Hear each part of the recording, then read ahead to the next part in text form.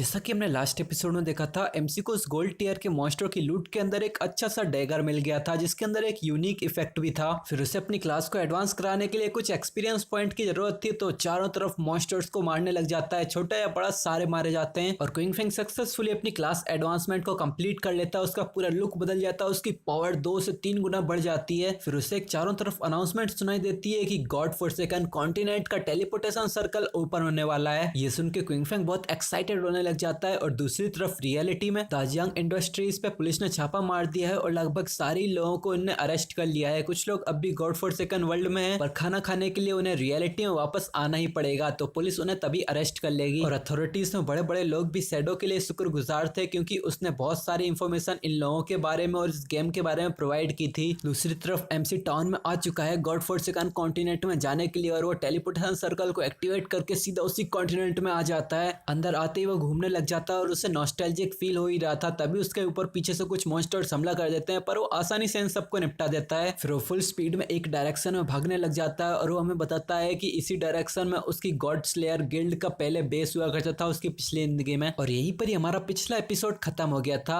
हमारे आज के एपिसोड की शुरुआत होती है चारों तरफ टूटी फूटी बिल्डिंग्स के बीचों बीच एक स्टेज जैसी जगह पे हमें किसी के स्टैच्यू को दिखाया जाता है जिसके हाथ में अजीब सी बर्ड्स हैं। इसी स्टैच्यू के नीचे हमें एक टीम की परछाइयां दिखाई जाती हैं जिसके लोग आसपास घूम रहे थे और हमें दिखाया जाता है ये है वांग मिंग की टीम। लिटिल ब्लैक आसपास देखते हुए हैरानी से कहती है वाओ, तो ये है गॉड अबेंडेंट कॉन्टिनेंट। वांग मिंग कहता है ये देखने से ऐसा क्यों लग रहा है कि ये किसी मॉडर्न सिटी का रूइन है। ये सुन के तो लिटिल ब्लैक भी थोड़ा सोचती है और फिर वो बताती है कि ये तो थोड़ा जाना पहचाना सा लग रहा है। तभी लिटिल ब्लैक एक टावर की तरफ इशारा करते हुए कहती है वेट, क्या ये जांघाई सिटी का रूइन है? तो गुइयो कहती है हाँ एकदम सही, ये जांघाई सिटी का टावर ही है और ये तो अब भी खड़ा है। फिर लिटिल ब्लैक अपनी नजरों को चारों तरफ घुमाने लग जाती है और वो देखते हुए कहती है कि किसी ने बोला था कि ब्रदर शैडो भी यहाँ पर ट्रांसफर होके आ गए हैं, आखिर वो कहाँ है, वो इधर तो नहीं है। तो गुइयो थोड़ी सरकास्टिक स्माइल के साथ कहती है हे बिग प्लम, तुम इतना पैनिक मत करो, वो गायब हो सकता है। तो ये बगल की जमीन से 2 मॉन्स्टर निकल के इनकी तरफ हमला करने के लिए आगे आ जाते हैं। वांग मिंग हमेशा की तरह अलर्ट रहता है, पर ये देख के तो ये भी बहुत कंफ्यूज हो गया था और वो चिल्लाता है बच के रहना, यहाँ पर मॉन्स्टर्स हैं। वांग मिंग सबसे आगे शील्ड लेके खड़ा हुआ था, तो पीछे से गुई हुए इसकी तरफ अपना उल्लू भेज के इसके सर पे बैठा देती है और वो इसके ऊपर स्प्लिट प्रोटेक्शन कास्ट कर देती है। ये एक तरह का बफ है जो वांग मिंग की पावर डिफेंस रिएक्शन स्पीड को इंक्रीज करेगा। तभी वो दोनों अर्थ सेकर्स भी एक साथ इन लोगों की तरफ हमला करने के लिए आगे बढ़ने लग जाते हैं। तभी वांग मिंग सबके ऊपर अपनी शील्ड को कास्ट करता है, तो वो दोनों ही मॉन्स्टर्स पागलों की तरह वांग मिंग की शील्ड से टकराते हैं और 500 का डैमेज खा लेते हैं। पर इस हमले से वांग मिंग की भी चीख निकल गई थी। यह हमला सच में ताकतवर था, पर वो तो शुक्र है कि पीछे से गुई अपने अलग अलग हीलिंग स्पेल्स से वांग मिंग की मदद की जा रही है और वो कहती है सावधान रहना, इवन यहाँ के नॉर्मल ग्रेड मॉन्स्टर्स की ताकत भी स्मॉल टाउन के सिल्वर रैंक बॉसेस से ज्यादा है। तभी इन्हीं की टीम का एक आर्चर एक पावरफुल सा एरो शूट कर देता है जिसका नाम था बाइंडिंग एरो। ये एरो जाके ही अपना काम करता है और इन दोनों के दोनों ही मॉन्स्टर्स को आसानी से जकड़ लेता है। ये देख के उनका आर्चर बहुत खुश हो जाता है और वो खुशी से चिल्लाता है ये मॉन्स्टर्स क्राउड कंट्रोल स्किल्स में बहुत कमजोर हैं, तो मैं इनको लॉक करके रखूंगा और बाकी तुम सब ऑल आउट जाओ और अपनी पूरी पावर से इन सबको खत्म कर दो। बगल में लिटिल ब्लैक भी अपने स्पेल को चैंट कर रही थी। फिर वो अपनी स्टाफ को ऊपर आसमान में उठाती है जिसके ऊपर से बहुत ही पावरफुल फायरबॉल जनरेट सी होने लग जाती है और वो चिल्लाती है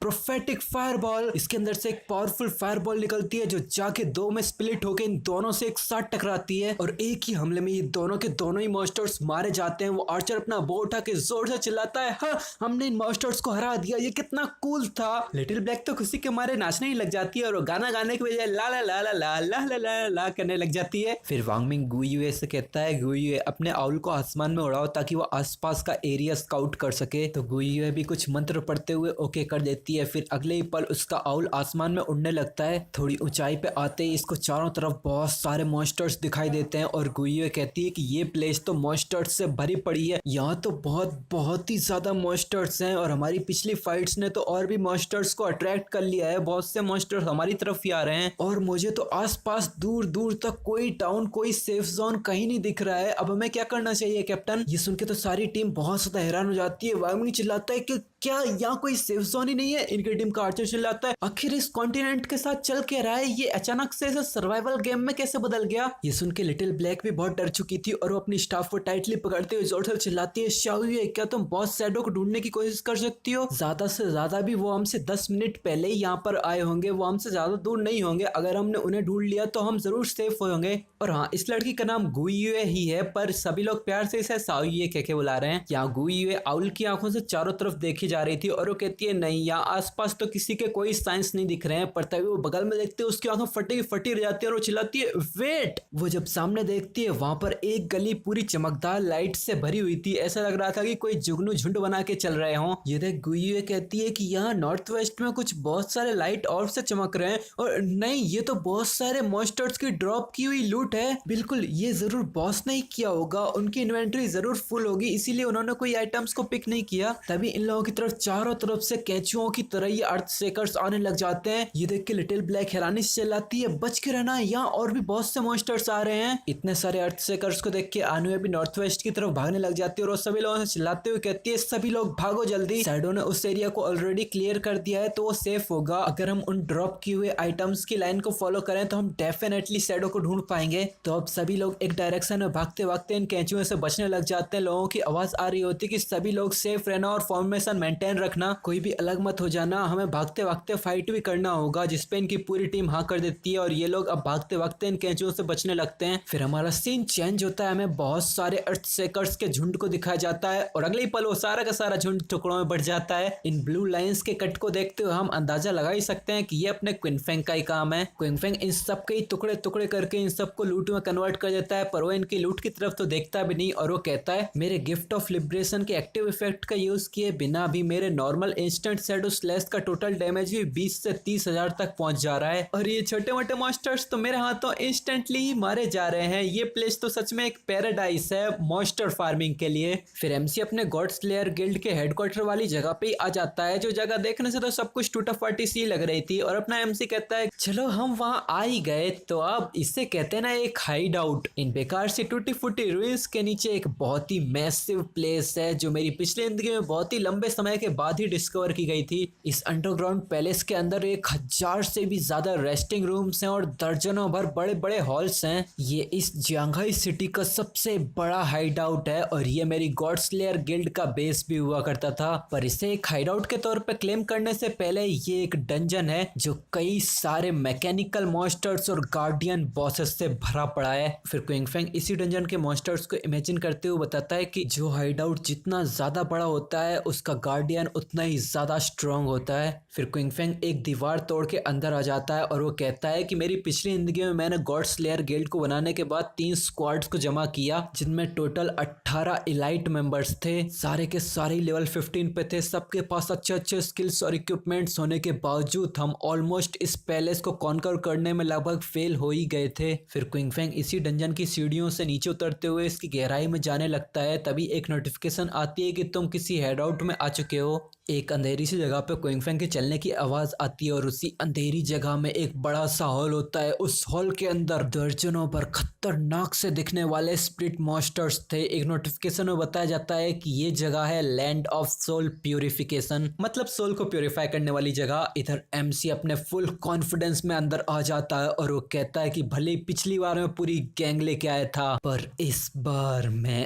अकेला ही काफी हूँ। तभी एक नोटिफिकेशन आती है जिसमें लिखा था कि इस एरिया को क्लेम करने के लिए इस टेरिटरी के गार्डियन को हराना होगा। क्विंगफेंग के अंदर आते ही सारे के सारे मॉन्स्टर्स की नजर क्विंगफेंग पे जाती है। सब थोड़ी देर तो उसे घूरने लग जाते हैं। फिर अचानक से सबके सर पे खून सवार हो जाता है और सारे के सारे पागल भेड़ियों की तरह क्विंगफेंग के ऊपर रस कर देते हैं। पर क्विंगफेंग तो अब भी सीधा चले जा रहा था। फिर अगले ही पल क्विंगफेंग पलक झपकते ही अपना डैगर बाहर निकाल लेता है और इसके हमले को डॉज करते हुए मन ही मन सोचता है ये सारे के सारे लेवल 12 के गोल्ड टियर मॉन्स्टर्स हैं जिनका नाम एलिमेंटल स्पिरिट्स है। तो अब बारी है एब्सोल्यूट डार्कनेस की, मतलब कि वो अपना डार्केस्ट आर्ट स्किल का इस्तेमाल करता है। चारों तरफ अंधेरा सा फैल जाता है, किसी को कुछ दिखाई नहीं देता। सारे के सारे एक ही डायरेक्शन में कंफ्यूजन में देखने लग जाते हैं। पर तभी क्विंगफेंग इस मौके का फायदा उठा के इंस्टेंट शैडो स्लैश का इस्तेमाल करके सारे के सारे मॉन्स्टर्स के ऊपर हमला करके इन सब के आर पार निकल जाता है। ये हमला करने के बाद भी वो रुकता नहीं है और अपने डैगर को लेके सारे मॉन्स्टर्स के ऊपर और भी ज्यादा हमले करने लग जाता है। भले इस बार क्विंगफेंग ने किसी स्किल का इस्तेमाल नहीं किया था था, पर फिर भी वो अपने बेसिक चाकू से भी खतरनाक ही डैमेज दे रहा था। फिर वो इन सबको मारते हुए आगे निकल जाता है और वो बड़ी स्टाइल से पीछे मुड़ते हुए कहता है, जब तक ये लोग अंधे हैं तब तक मेरे सारे ही अटैक्स एक्स्ट्रा डैमेज देंगे, इवन मेरे बेसिक अटैक्स भी इन चमचों को मारने के लिए काफी हैं। इतने सारे लेवल 12 के मॉन्स्टर्स को मारने के बाद ये पूरा हॉल इन्हीं की लूट से भर चुका था, पर क्विंगफेंग तो इस लूट की तरफ देखता भी नहीं। क्विंगफेंग शांति से कहता है कि इस मेन हॉल के 15 मॉन्स्टर्स मैंने क्लियर कर दिए हैं, यहाँ पर और ज्यादा नहीं होते।